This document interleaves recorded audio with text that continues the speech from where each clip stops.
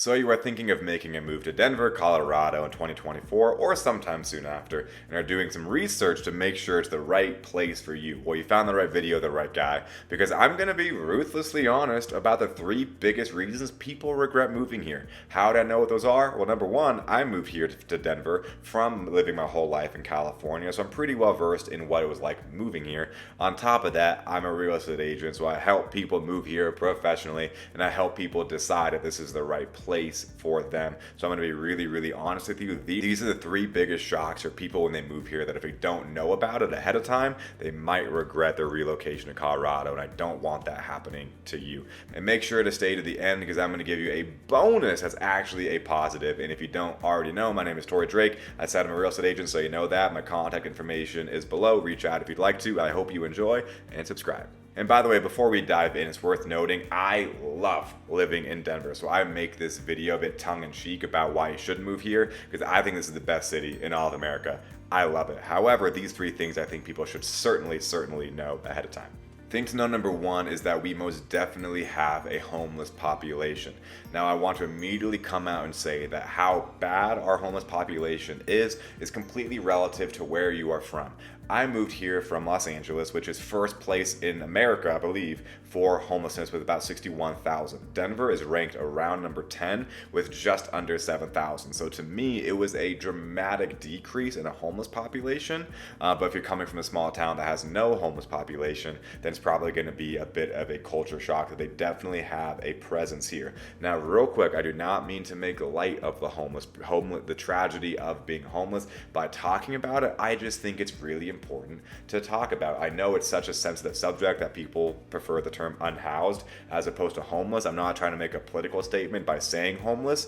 Just not everybody uses the term unhoused. So if I used it, not everyone would know what I'm talking about. There'd be some confusion. So I hope you know where I'm coming from. I'm just trying to be helpful here, guys. If you want to know more about the homelessness going on here in Denver, I made a whole video breaking it down of where our 2024 statistics are at right now. Be sure to watch that if you want more detail on some numbers on what our homelessness situation is like here in Denver. You can check that out above.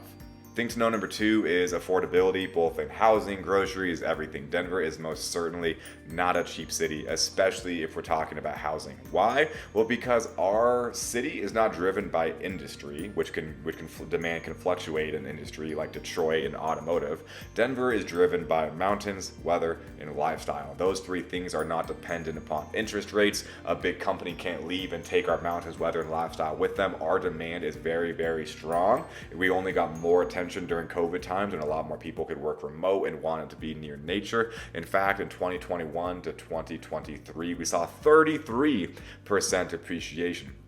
33% in housing prices. That's pretty remarkable. And to give you some more perspective, according to the Council for Community and Economic Research, Denver's cost of living index is 128.7 compared to the national average of 100. What that means, very simply, is that goods and services in Denver are about 29% more expensive than in the rest of the country.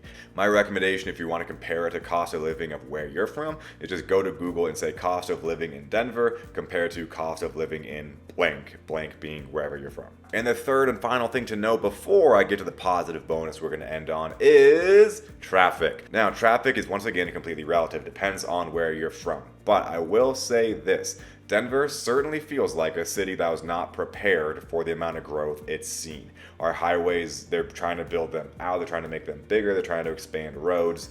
The roads are requiring a lot more repair and maintenance because we have way more vehicles on them than I think they expected. So while in my opinion compared to LA, I don't think our traffic is nearly as bad. However, I know a ton of natives here who hate how bad it's gotten, but it also just depends on where you're from. But again, my opinion, I don't think it's too terrible, but it feels like a city that certainly wasn't prepared for this much growth. And to give us some perspective, you can get from the north side of Denver, like the Westminster area, to the south side, like south side meaning like Inglewood, in about 45 minutes at 5 p.m. on a weekday, north side to south side, or vice versa. I've done that drive, so many times as a real estate agent. I'm sure you can imagine.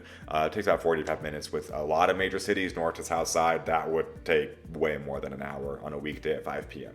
And the final thing I want to end on, the positive note, as promised, is that people are very friendly here and very friendly with people who move here. If you're doing research online, you're probably reading the opposite, is that the Denverites and self-proclaimed natives hate transplants and hate people moving here, and there may even be comments on this video saying, oh, no, dude, trust me, natives hate people who move here, blah, blah, blah, blah, blah. Okay, well, my experience has been nothing but positive, and as you can tell, I'm quite vocal both online and in person that I did move here, and that's part of what makes my perspective valuable, is because I have experienced other cities and lived in other cities.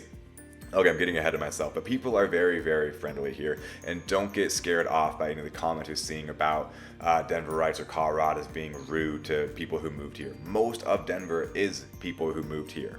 And once again, keep in mind, I help people move here, and I keep in touch with all of my clients and talk to them saying, hey, how's it been? And I honestly, I'm not just saying, I swear to goodness, I'm not just saying this. Every single one of them has had nothing but positive experiences. Then again, I've worked with great people. If you're a pretty sucky person, you're probably going to meet sucky people. But overall, Coloradans, Denverites, very, very friendly. They love making new friends. They love inviting you out to go camping, hiking, rock climbing, skiing, snowboarding.